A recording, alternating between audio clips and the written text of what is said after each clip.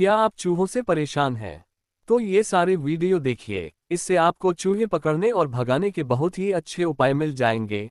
मैं आपको कहानी सुनाता हूँ, वो सुनिए और ये वीडियोस देखिए। पहली कहानी सुनिए। एक गांव में एक बिल्ली रहती थी जो रोज चूहे पकड़ती थी। एक दिन उसने एक बहुत चालाक चूहे को पकड़ने की ठानी, लेकिन वह चूहा इतना तेज था कि हर बार बिल्ली को धोखा दे देता। आखिर बिल्ली ने जाल बिछाया, उसने खुद को बीमार दिखाया और जमीन पर लेट गई। चूहा पास आया और बोला, तू जरूर चाल चल रही है। पर बिल्ली ने कुछ नहीं कहा। जब चूहा बहुत पास आया, बिल्ली ने झपट्टा मारा, पर इस बार चूहा पहले से तैयार था और वो बिल्ली के सिर पर मिर्च पाउडर फेंककर भाग गया। इस कहानी से हमें ये सीख मिलती है कि चालाकी पर चालाकी चलना हमेशा सही नहीं होता। दूसरी कहानी सुनिए। मोहन को घर में रोज चूहे परेशान करते थे, वह हर रात अनाज खा जाते। उसने इंटरनेट से स्मार्ट ट्रैप बनाया, सेंसर, लाइट और अलार्म वाला। पहली रात हुई और ट्रैप बीप करने लगा। मोहन भागा और देखा कि चूहा नहीं बल्कि उसकी बिल्ली अंदर फंसी थी। दूसरी रात उसने ट्रैप थोड़ा बदला, इस बार चूहा फंसा, पर उसने तार काटकर ट्रैप बंद कर दिया और भाग गया। तीसरी रात मोहन ने चूहे के लिए पनीर नहीं बल्कि मोबाइल रख दिया और चूहे ने उसकी स्क्रीन पर लॉल लिखा छोड़ दिया। इस कहानी से हमें ये सीख मिलती है कि कभी कभी तकनीक से ज्यादा दिमाग की जरूरत होती है। तीसरी कहानी सुनिए। दादी के रसोई घर में चूहे बहुत बढ़ गए थे। किसी ने कहा, मार्केट से ट्रैप ले आओ। पर दादी बोली, हमारे जमाने में बिना मशीन के भी चूहे भागते थे। उन्होंने मिट्टी के घड़े में चावल रखे, ऊपर से नींबू का रस छिड़क दिया। चूहे आए, रस की खुशबू में फंसे और फिसलकर अंदर गिर गए।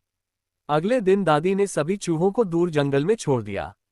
इस कहानी से हमें ये सीख मिलती है कि अनुभव और परंपरा दोनों में विज्ञान छिपा होता है। चौथी कहानी सुनिए। कक्षा 5 में टीचर ने कहा, बच्चों, प्रयोग करो और कुछ नया बनाओ। रवि ने चूहे पकड़ने की मशीन बनाई जिसमें सेंसर, ध्वनि पहचान और छोटा दरवाजा था। टीचर ने तारीफ की, पर अगले दिन जब वे स्कूल पहुंचे तो स्कूल की सारी कॉपियां और पेंसिलें गुम थीं। क्लासरूम के कोने में एक नोट्स लिखा पड़ा था, आपकी मशीन बहुत बढ़िया है पर मैं उससे भी तेज हूं। लिखने वाला हिम्मत वाला मिस्टर चूहा। इस कहानी से हमें ये सीख मिलती है कि बुद्धिमत्ता की कोई सीमा नहीं होती, न इंसानों में न जानवरों में। पांचवी कहानी सुनिए। एक वैज्ञानिक ने अपनी बिल्ली के लिए रोबोकैट बनाई जो चूहे पकड़ सके। रोबोट बिल्ली बहुत तेज थी, उसने सारे चूहे पकड़ लिए। लेकिन कुछ दिन बाद असली बिल्ली उदास रहने लगी। वैज्ञानिक ने सोचा, अब तो चूहे भी नहीं रहे, बिल्ली का खेल ही खत्म हो गया। उसने रोबोकैट बंद कर दी और बिल्ली फिर खुश हो गई। इस कहानी से हमें ये सीख मिलती है कि हर किसी को अपनी मेहनत और खेल का आनंद चाहिए। छठी कहानी सुनिए। एक किसान का अनाज घर रोज खाली होता जा रहा था। उसने सोचा चोर है, लेकिन असल में चूहों का झुंड था। उसने रात में बैठकर पहरा दिया।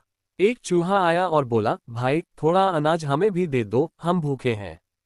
किसान पिघल गया, उसने एक कटोरी अनाज बाहर रख दिया और ऐसा रोज करने लगा। अजीब बात यह हुई कि बाकी चूहे अंदर जाना छोड़ गए। इस कहानी से हमें ये सीख मिलती है कि बांटने से नुकसान नहीं, शांति मिलती है। सातवीं कहानी सुनिए। एक छोटा चूहा सपने में खुद को सिंह राजा के सामने देखता है। वो कहता है, मुझे भी ताकत दो ताकि कोई मुझे न पकड़े। सिंह मुस्कुराता है और कहता है कि तू ताकतवर तो बनेगा, पर अपने डर से ऊपर उठना सीख। चूहा जागता है और उस दिन से भागना छोड़ देता है। वह इंसानों के घर से दूर अपनी बस्ती बनाता है और सबको काम बांट देता है। इस कहानी से हमें ये सीख मिलती है कि असली ताकत आत्मविश्वास में होती है।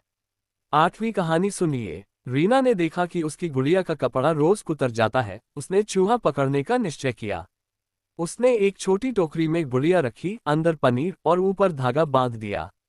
रात में जैसे ही चूहा आया, रीना ने धागा खींचा और चूहा फंस गया। पर रीना ने उसे नहीं मारा, उसने जंगल में छोड़ दिया।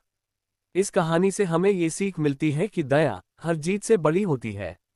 नौवीं कहानी सुनिए। एक साधु तपस्या कर रहे थे, पर रोज चूहा उनकी पूजा की थाली से प्रसाद चुरा लेता।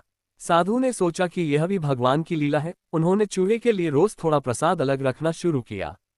कुछ दिनों बाद चूहा खुद थाली के पास बैठता, पर चुराता नहीं, मानो पूजा में शामिल हो गया हो। इस कहानी से हमें ये सीख मिलती है कि प्रेम से बुरा भी भला बन जाता है।